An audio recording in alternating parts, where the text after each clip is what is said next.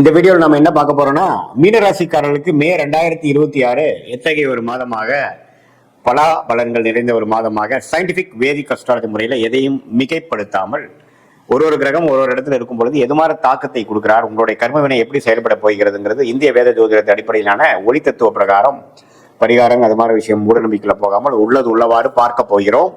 மே 2026 பிறக்கும் பொழுது மீனராசிக்காரர் பார்த்தீங்கன்னா ஜென்மசனியின் தாக்கத்துல இருக்க போறாங்க. குரு 4ஆம் இடத்துல இருக்கிறார். ஜூன் மாசம் தான் பயிற்சி ஆகிறார். ஸோ மேல எந்த மாற்றமும் இல்லை. 12ல Rahu, 6ல Ketu.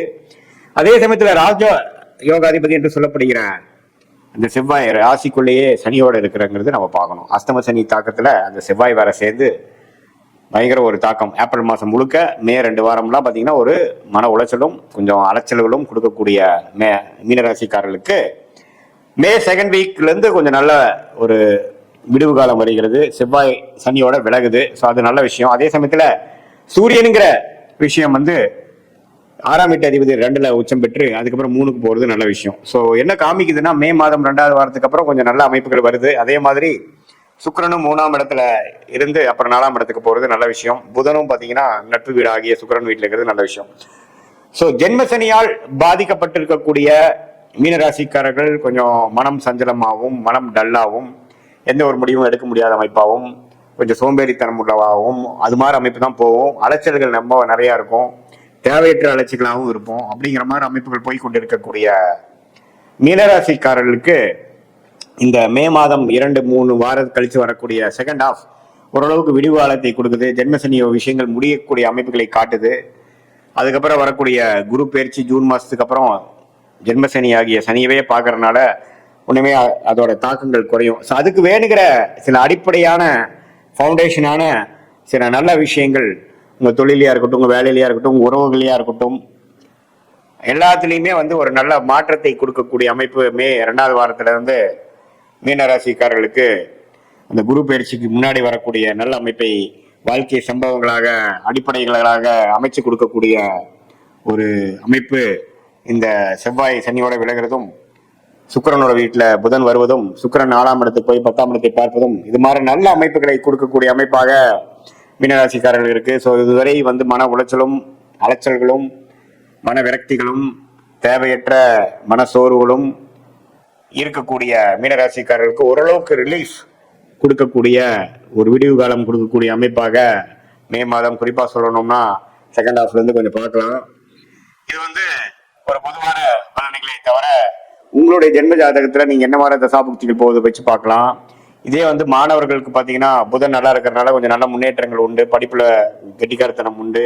Competitive exams clear பண்ணக்கூடிய அமைப்புகளா இருக்கு. அதே மாதிரி உங்களுடைய ஜாதகத்துல எது மாதிரி புதன் இருக்கு, உங்களுடைய தசாபுக்திகள் என்ன லக்னத்துல பிறந்தீங்க, அதே மாதிரி அந்த லக்னத்துக்கு ஏத்த மாதிரி ஒரு நல்ல தசாபுக்திகள் போய் கொண்டிருக்கிறதா, அந்த தசநாதன் புக்திநாதன் உங்களுடைய பிறந்த தேதி பிறந்த நேரம் பிறந்த ஊரை வைத்து வரக்கூடிய திருக்கணித பஞ்சாங்கத்துல எப்படி இருக்கிறார், ஸ்தானபலம் என்ன, திக்பலம் என்ன, திக்பலம் என்ன, யார் யாரை பாக்குறாங்க, எந்த இடத்துல இருக்கிறாங்க, லக்னத்துக்கு எந்த இடத்துல இருக்கிறார், எந்த ஆதிபத்தை கொடுக்கிறார் அப்படிங்கறதெல்லாம் தீர நம்ம ஆராய்ந்து அதுக்கு பிரகாரம் நம்மளுடைய சயின்டிபிக் வேதிக் அஸ்ட்ராலஜி முறையில எந்த விதத்தையும் மிகைப்படுத்தாமல் ஒரு கிரகம் ஒரு டிகிரி அடிப்படையில இருந்து ஒரு டிகிரியிலையும் ஒரு கிரகம் இருக்க நீங்க பிறக்கும் பொழுது எது மாதிரியான ஒரு கர்மவினை உங்களுக்கு கொடுக்குது, எந்த தாக்கத்துல நீங்க பிறந்திருக்கீங்க, எது மாதிரி வாழ்க்கையை வாழணும் அப்படிங்கறதுக்காக இந்த பிறவி எடுத்துக்கொண்டீர்கள் அப்படிங்கிற ஒரு விஷயத்தை புரிந்து கொள்ளக்கூடிய ஒரு அற்புதமான ஒரு சாஸ்திரம் தான் இந்திய வேத ஜோதிடங்கிறது நம்ம புரிஞ்சுக்கணும்.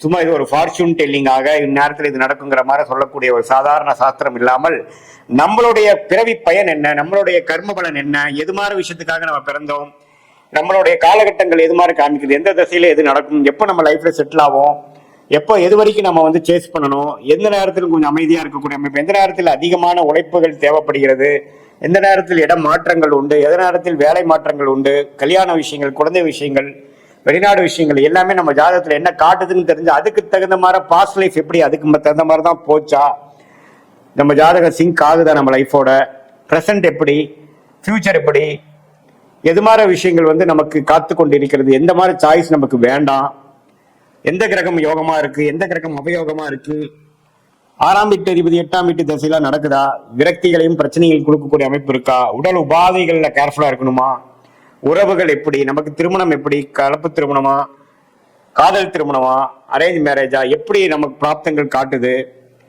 சீனியர் சிட்டிசன்ஸ்க்குலாம் ஹெல்த் விஷயங்கள் எப்படி இருக்கு, அவங்க ரிட்டையர்மெண்ட் எப்போ வருது மாதிரி இருக்கு, எப்போ வந்து அவங்க வேலையில இருந்து கொஞ்சம் ஓய்வு பெறுவாங்க, தொழில எப்போ செட்டில் ஆவாங்க, அது மாதிரி எல்லா வாழ்க்கைக்கு தேவையான எல்லா வயதினருக்கும் தேவையான வாழ்க்கை குறிப்புகள், வாழ்க்கைக்கு வேணுங்கிற அந்தந்த அடிப்படையான அந்தந்த ஏஜ்ல வரக்கூடிய கேள்விகள், அதுக்கு தகுந்தமான ஒரு கிளாரிட்டி எல்லாமே சயின்டிபிக் வேதிக் அஸ்ட்ராலஜி முறையில ஒரு கிரகமும் உங்க ஜாதகத்தில் எப்படி இருக்கு, என்ன தசை நடக்குது, புக்தி நடக்குது, அந்தரம் நடக்குது, சூக்ஷமம் நடக்குதுங்கிற வாரக்கணக்குல நாம வந்து பலன்களை எடுத்து எது மாதிரி லக்னத்துக்கு எது மாதிரி விஷயத்தை கொடுக்கும். லக்னாதிபதி வைத்து தான் எல்லாம் சொல்ல முடியும். லக்னம் ஸ்ட்ராங்கா இருக்கா, லக்னம் எதை குறிக்குது, நீ எதை தேடி போய் கொண்டிருக்கிறீர்கள், பினான்சியல் குளோரி தேடுறீங்களா, மன அமைதியை தேடுறீங்களா, உறவுகளை வந்து ஒரு ஹார்மோனியஸ்னஸ் அன்னோனியத்தை தேடுறீங்களா, குழந்தைகள் நல்லா வரணும்னு தேடுறீங்களா, அல்லது சிற்றின்பத்துக்கு தேடுறீங்களா, பேரின்பத்துக்கு தேடுறீங்களா, ஆன்மீக தேடுதல் உண்டா, எது மாதிரி விஷயத்துக்காக உங்களுடைய வாழ்க்கை பயணம் போய்கொண்டிருக்கிறதுங்கிறதா நம்மளுடைய ஜாதகத்துல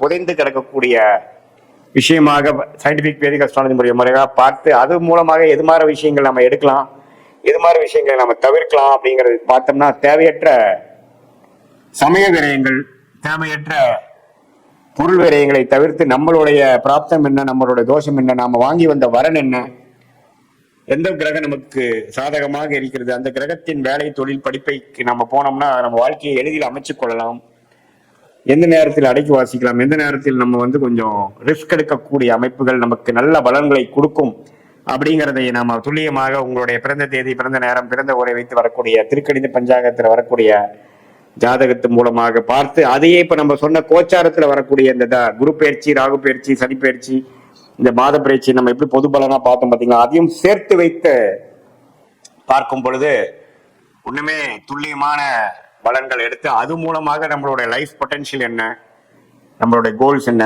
எந்த நேரத்துல எப்படி செய்யலாம், எப்படி ஒருத்தருக்கு கூகுள் மேப் வந்து ஒரு இடத்துல இருந்து இன்னொரு இடத்துக்கு போய் சேர்வதற்கு, தெரியாத இடத்துக்கு போய் சேர்வதற்கு அது உதவிகரமாக இருக்குது ஒழிய அது நாம தான் போய் டிராவல் பண்ணணும். கூகுள் மேப் உங்களை தூக்கிட்டு போய் விடாது. அதே போல இந்திய வேத ஜோதிட அடிப்படையிலான சயின்டிபிக் வேதிக் அஸ்ட்ராலஜி முறை உங்களுக்கு என்ன மாதிரி பேட்டர்ன், என்ன மாதிரி ஒரு ட்ரெஜெக்டரி, என்ன மாதிரி ஒரு வடிவத்துக்குள்ள உங்க வாழ்க்கை போய் கொண்டிருக்கிறது, எதை நோக்கி நம்ம போய் கொண்டிருக்கிறோம், எப்போ நேரத்தில் எதை செய்தால் நமக்கு எளிதில் நம்மளுடைய குறிக்கோள்கள் அடைய முடியும், நம்மளுடைய தேவையற்ற விஷயங்களை நம்ம தவிர்த்தாவே பாத்தீங்கன்னா செய்ய வேண்டிய விஷயத்த நல்லா செய்யலாம். நிறைய பாத்தீங்கன்னா நம்ம டிஸ்ட்ராக்டடா போயிடுறோம். படிக்கிற விஷயத்துல இருக்கட்டும், வேலை விஷயமா இருக்கட்டும், பண்ணி ஒரு வருஷம் 2 வருஷம் போனதுக்கு அப்புறம் தான் அது நமக்கு உகந்தது இல்லை, நமக்கு அது சரி வரல அப்படின்னு நினைக்கிறோம்.